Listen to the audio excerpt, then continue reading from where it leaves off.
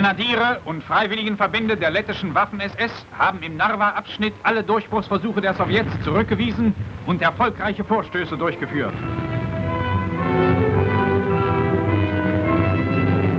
Angriff sowjetischer Schlachtflieger auf eine Geschützstellung. Die Kanoniere gehen in Deckung.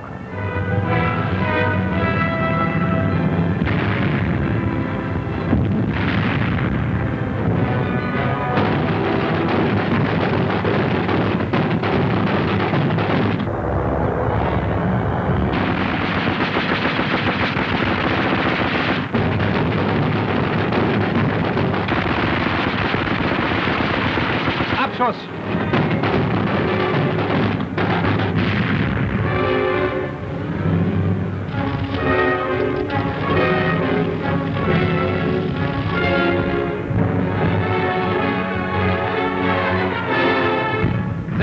Uhr. Unsere Artillerie leitet einen Gegenstoß ein.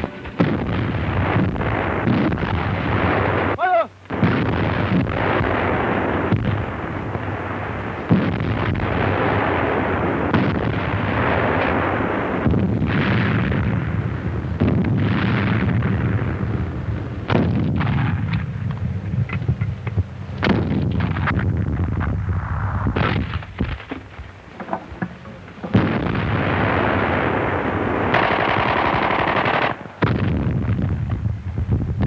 Nebelwerfer nehmen die sowjetischen Stellungen unter Feuer.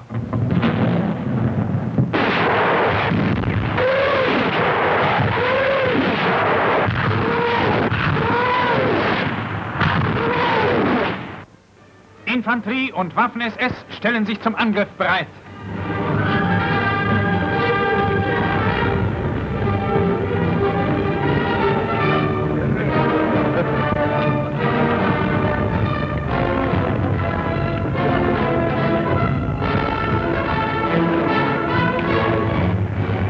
Panzer gehen zum Gegenstoß vor.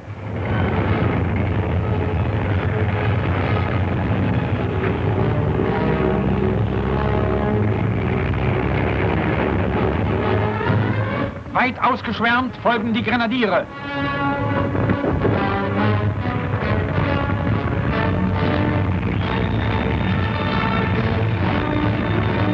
Widerstandsnester unter Panzerbeschuss.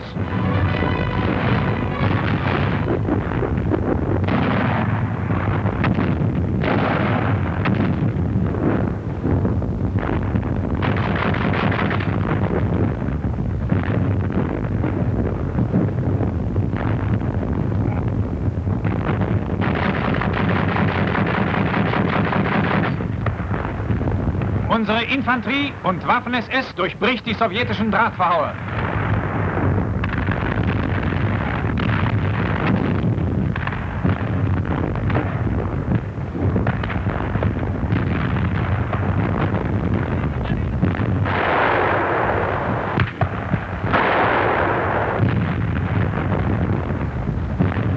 In den ausgeräumten sowjetischen Stellungen.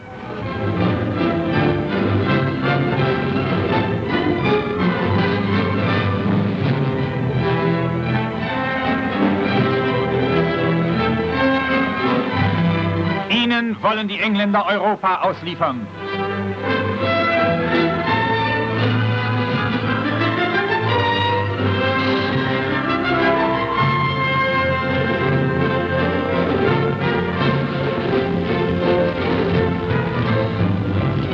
Unsere Soldaten beim Marsch durch eine brennende sowjetische Ortschaft.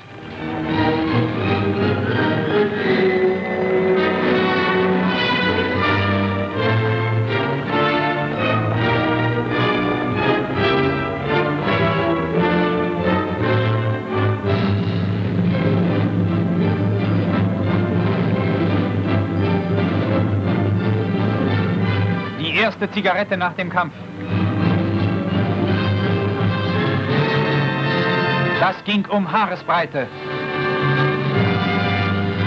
Grenadiere und lettische Freiwillige der Waffen-SS erhalten im vordersten Graben das Eiserne Kreuz.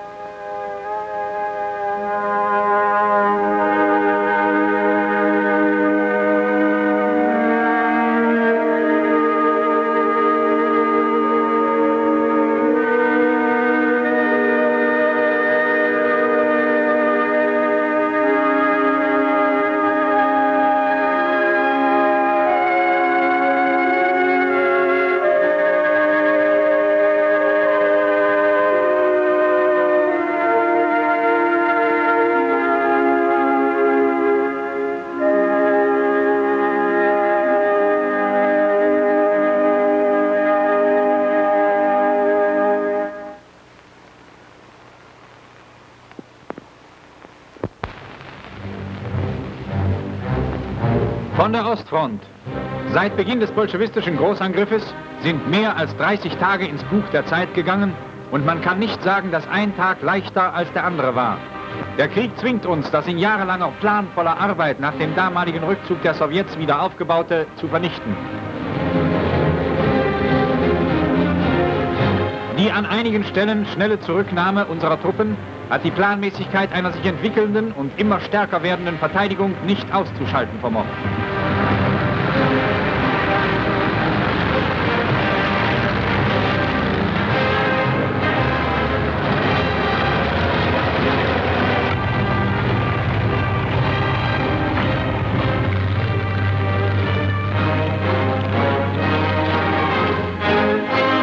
Frisch herangezogene Infanteriereserven auf dem Marsch zur Hauptkampflinie.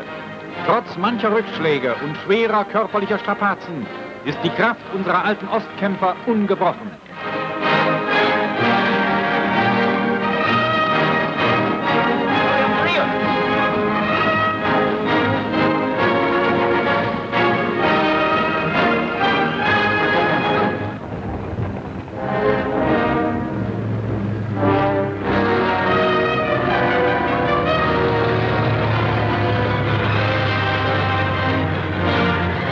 gesichert an einer Rückzugsstraße. Durch Schwellenreißer werden Gleisanlagen in kürzester Zeit unbrauchbar gemacht.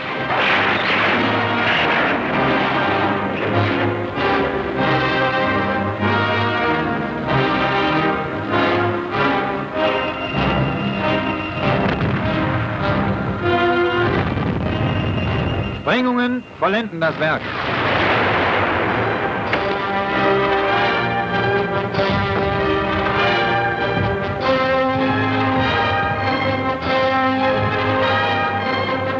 Pioniere beim Minenlegen an einem Bahndamm.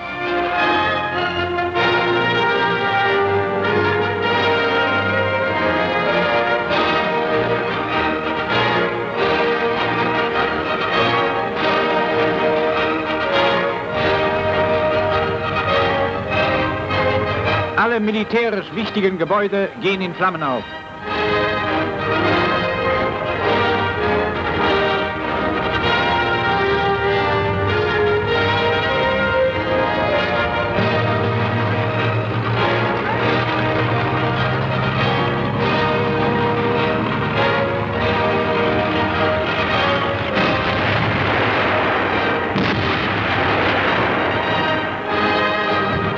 Infanterie-Nachrouten sichern inmitten brennender Straßenzüge die Räumung einer Ortschaft.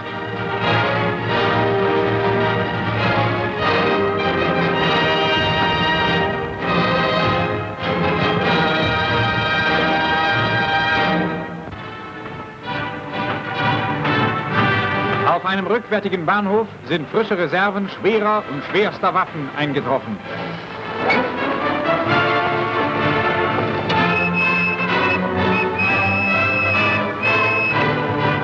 Panzer und Artillerie auf Selbstfahrlafette werden entladen. Sie werden schnellstens an die Front geworfen.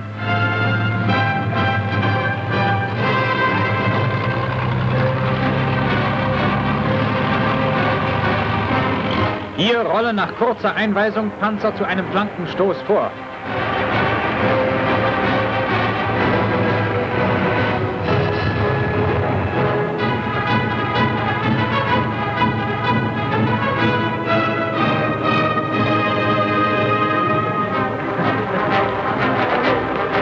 Infanteristen warten in der Bereitstellung auf den Einsatzbefehl.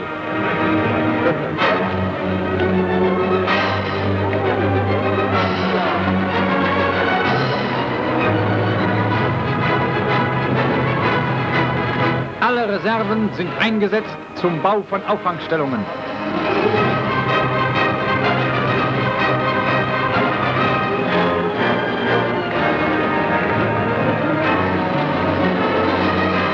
Die neuen Stellungen werden von den Grenadieren bezogen.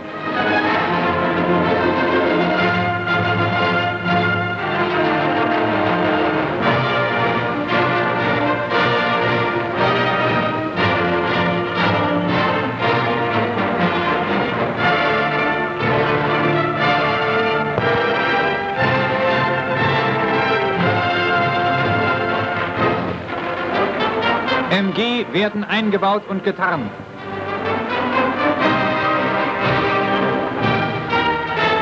Geschütze in Stellung gebracht.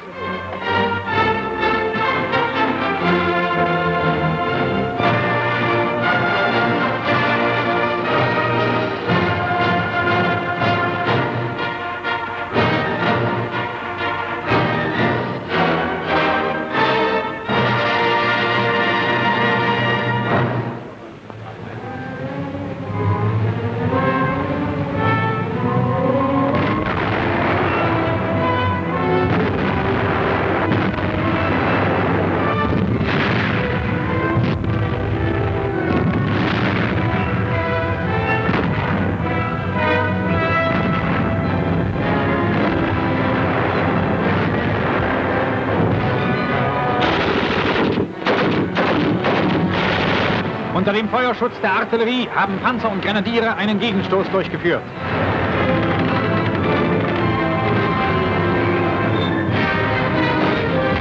Feuerberührung mit der Feindspitze.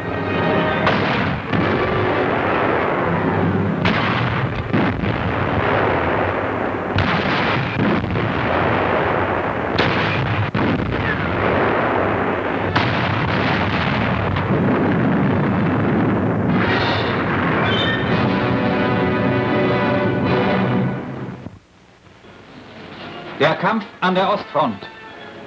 Im Nord- und Mittelteil der Ostfront hat durch die Versteifung des deutschen Widerstandes der Frontverlauf eine Stabilisierung erfahren. Panzer und motorisierte Einheiten brechen von Ostpreußen durch den russischen Sperrriegel vor Riga, kämpfen die Städte Tukum und Kemmern frei und stellen die Verbindung zu unseren in Kurland kämpfenden Divisionen wieder her.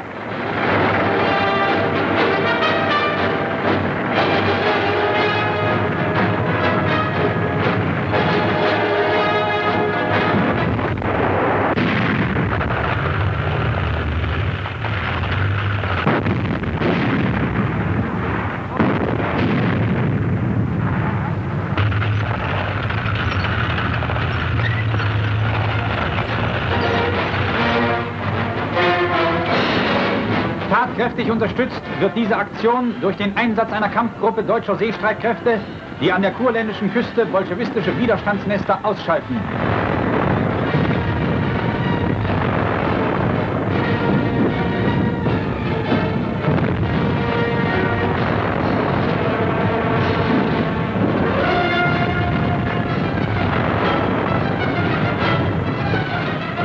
Versuche der Bolschewisten, durch Einsatz starker Panzerstreitkräfte den Durchbruch zu verhindern, werden von unserer Flak im Feuer erstickt.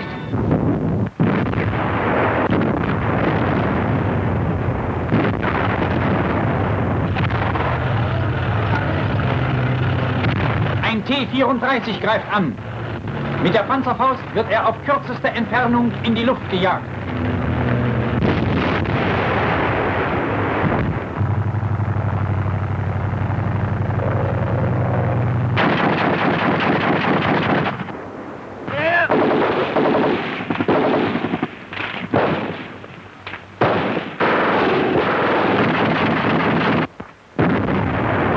Den Panzern der Bolschewisten schlägt aus allen Rohren ein vernichtender Geschosshagel entgegen.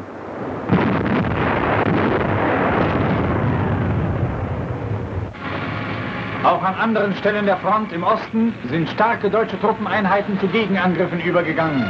Infanterie wird auf Sturmgeschütze nach vorn gebracht.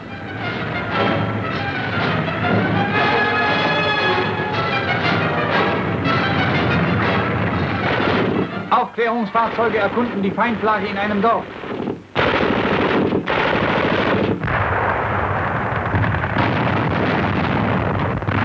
Die feindlichen Panzerangriffe werden durch Sturmgeschütze mit großem Erfolg abgewehrt.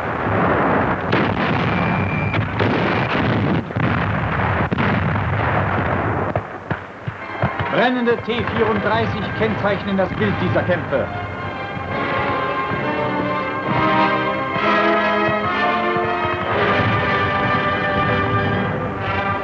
Deutsche Grenadiere nach hartem Gefecht.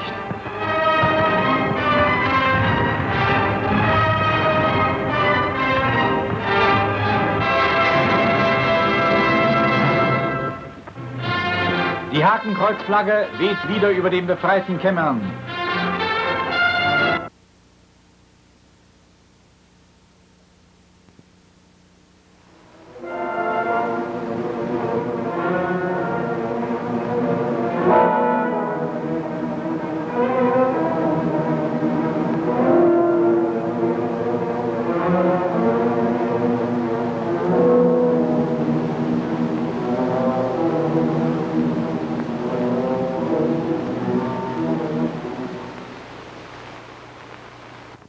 Streiflichter vom östlichen Kriegsschauplatz.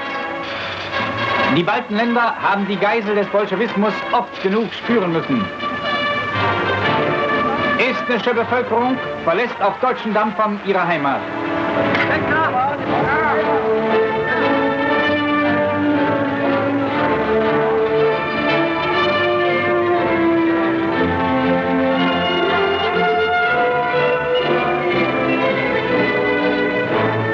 Im Schutze deutscher Seestreitkräfte gelangen die Frachtdampfer sicher in ihre Bestimmungshäfen.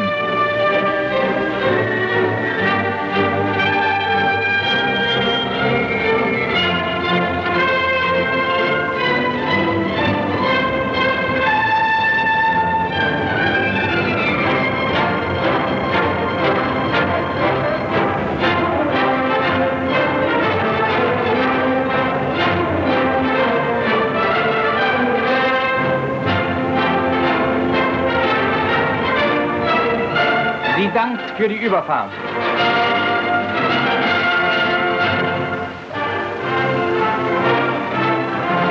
Junge Letten haben sich freiwillig in den Dienst der deutschen Sache gestellt.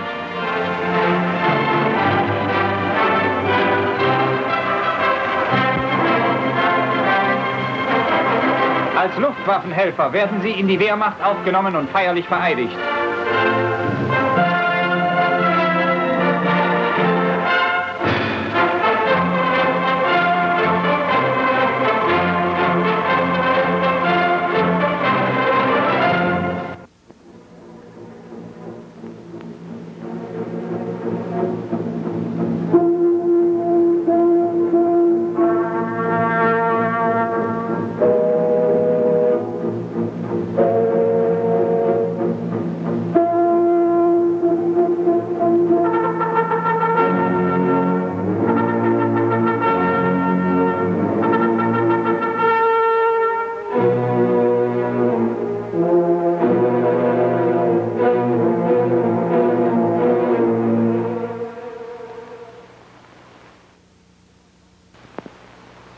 Die dritte, mit 25 Infanteriedivisionen und 15 Panzerverbänden geführte feindliche Großoffensive gegen die Festung Kurland ist unter ungeheuren Blutopfern und dem Verlust von einem halben Tausend Panzer für die Bolschewisten blutig zusammengebrochen.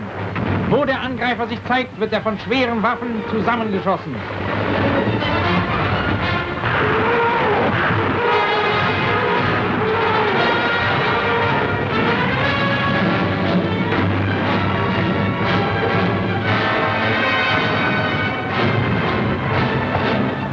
Zur Bereinigung eines Einbruchs sind mit Unterstützung von Panzern und Sturmgeschützen Grenadiere zum Gegenstoß angetreten.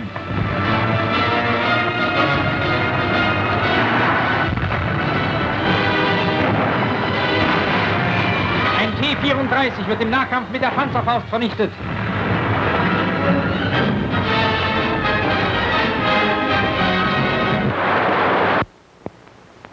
Die Front in Kurland.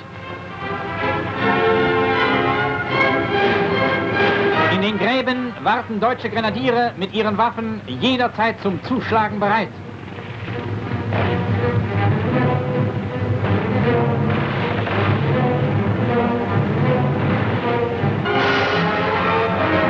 Störungsfeuer liegt verstreut im Gelände. Mit dem MG-42, dem Schnellschießer, wird eine anstürmende Bolschewistengruppe zusammengeschossen.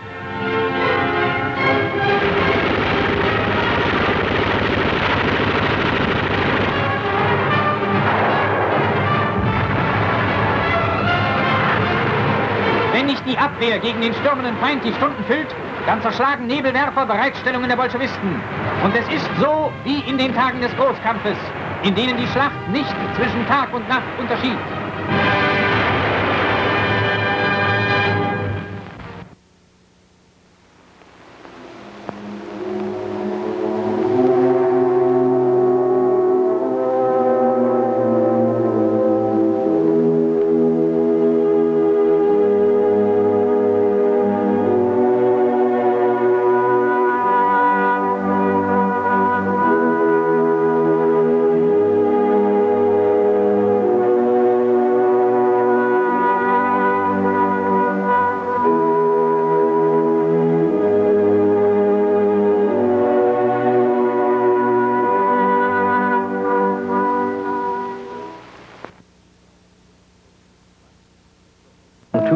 German soldiers, Latvians and Estonians who had fled across the Baltic to neutral Sweden.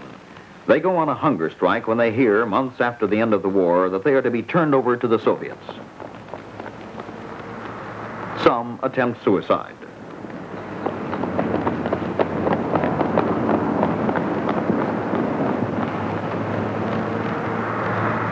The Swedish army refuses to undertake the turnover. Police are called in to clear the camp.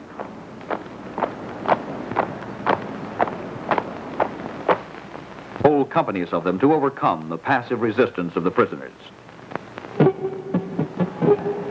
The Swedes themselves cannot understand the decision of their government, especially with respect to the Estonians and Latvians, many of whom are barely more than children. But even mass protests by the Swedish citizens do not help. In December 1945, a few days before Christmas, a Russian ship comes to pick up the prisoners. A fenced-in gangway to prevent escapes and guards posted every few yards. The world takes little notice of the incident, but the story of these 2,000 is somehow symbolic of the fate of millions, the fate of political victims in any land.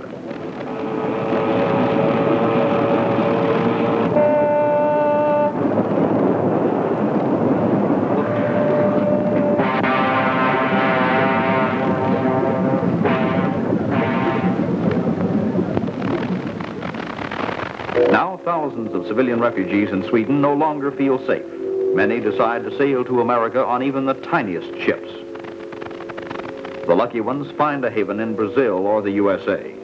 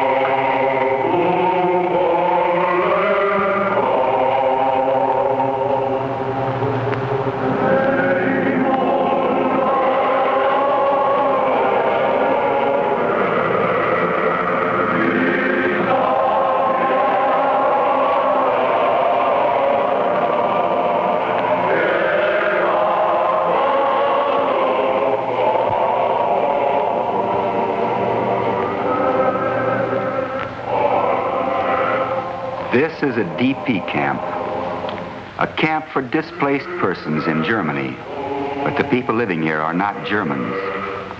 Not long ago, this was a barracks for Hitler's SS troops. Now it's an average DP camp. Not the best, not the worst. Millions of the displaced have lived in camps like this. Hundreds of thousands still live in them. Inside these gray walls, still scarred by war, they live and work, love, marry, dream, and hope. Hope for the day when they will have the chance to live free lives in a free country. In this community of over 6,000 human beings, living space is allotted by the cubic foot. A typical room contains as many as 20 people, 5 or 6 families. Privacy is achieved at night by hanging blankets as partitions. During the day, the blankets are drawn back. Everything they own is in this room.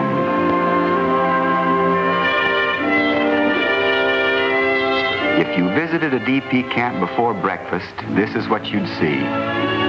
If you lived there, this is what you'd do. You had a home once, but that was a long time ago. You've almost forgotten what it's like not to stand in line for washing or shaving in the morning. You must hurry down to get a place in line. Morning coffee is served cafeteria style. You take this back to your part of the room for breakfast with your family.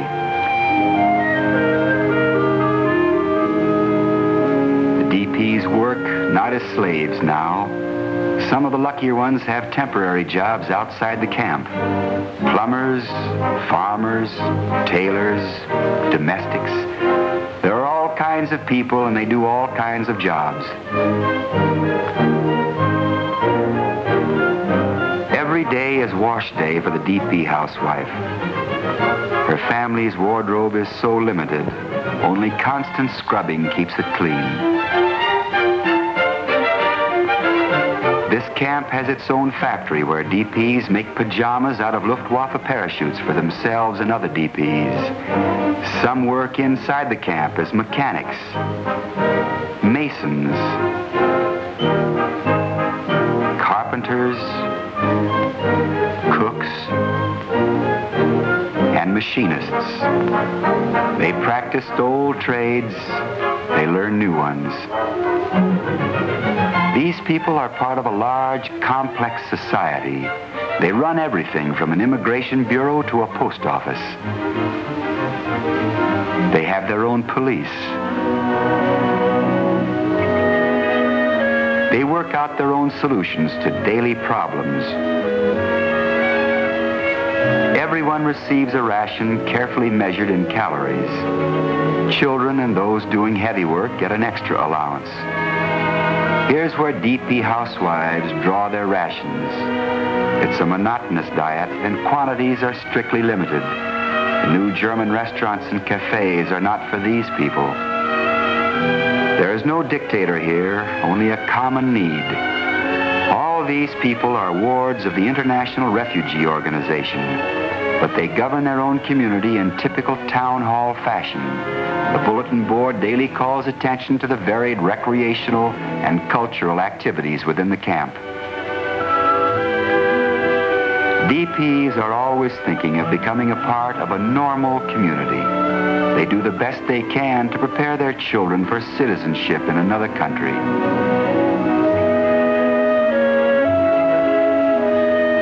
The 3 R's are the same in any language. Religious freedom is very important to the displaced, and each faith has its own place of worship: Greek Orthodox, Roman Catholic, Jewish, and Protestant. The camp library is filled each evening with children exploring the outside world in the pages of books and magazines. Sports play a prominent role in the recreational life of the camp. Fair play has a sharp, clear meaning for the displaced. This scout troop is the pride of the community. The DPs pooled all their meager resources to outfit these boys and girls.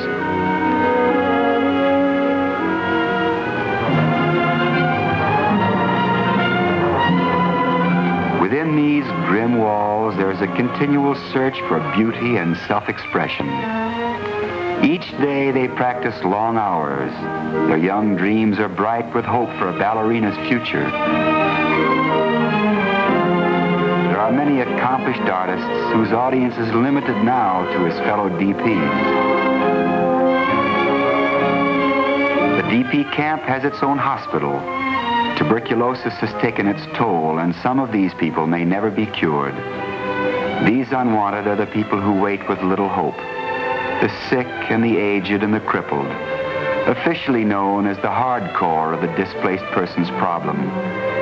Some, even the blind and the helpless, will be given new homes by generous benefactors. Some undoubtedly will never leave this land that doesn't want them. They wait only for death.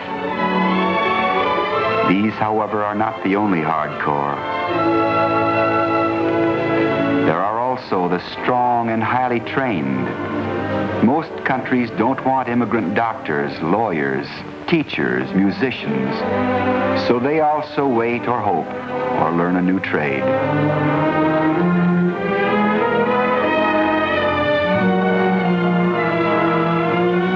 The loudspeaker is heard everywhere in the camp. From early morning to evening, the people listen to its music and wait for its announcements. Announcements which may tell them many things: when to pick up their ration cards, the arrival of a selection mission, or the long-awaited words telling them to prepare for departure. This young man who plays the music and reads the announcements is their link between hope and reality. His audience are Latvians, Ukrainians, Armenians, Russians, Romanians, Hungarians, Yugoslavs, Czechs, and Poles. Most are young and strong. They have survived war and famine. They have been certified medically and politically pure. They are farmers and painters, mechanics and musicians, laborers and lawyers. And there are children. There are always children. and they are waiting. The disc jockey waits too. He is an acceptable immigrant, but his father is ill and he will not desert his father. Family ties are strong among the displaced. They have survived great hardships together. Some wait with hope, some with anxiety. They have been investigated, examined, and re-examined, fingerprinted. They have been given innumerable documents, and they have been checked and cross-checked. Those selected for emigration have been sponsored by a citizen or an organization of a free country. They will be moved to a resettlement camp and then by boat, train, or plane to their new homes in the United States, Canada, Australia, Israel, and Latin America. These are the lucky ones. The others remain behind, hundreds of thousands of them, hopefully studying the bulletin boards. Another day ends. Another day and a succession of seemingly endless days that have made up their years of homelessness. DPs exist in a land where they are resented as living memorials of slave labor and concentration camps. Their sole bulwark has been their will to live, their will to work in some land where they can live and work with dignity and freedom.